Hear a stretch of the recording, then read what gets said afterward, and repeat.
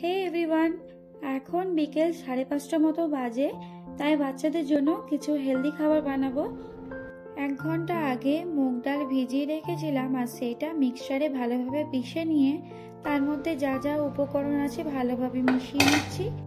অন্যদিকে চাটনির জন্য কিছুটা রোস্টেড বাদাম নিয়ে নিয়েছি আর ধনেপাতা, লেবু, লঙ্কা আর লবণ দিয়ে পিষে নিয়ে একটা তড়কা প্যানে অল্প একটু তেল, সাদা তেল, একটু উড়দ ডাল আর একটা কাঁচা লঙ্কা, অল্প একটু সর্ষে আর কিছুটা কারি পাত্তা দিয়ে ফোড়নটা ওই পেস্টের মধ্যে দিয়ে দেব।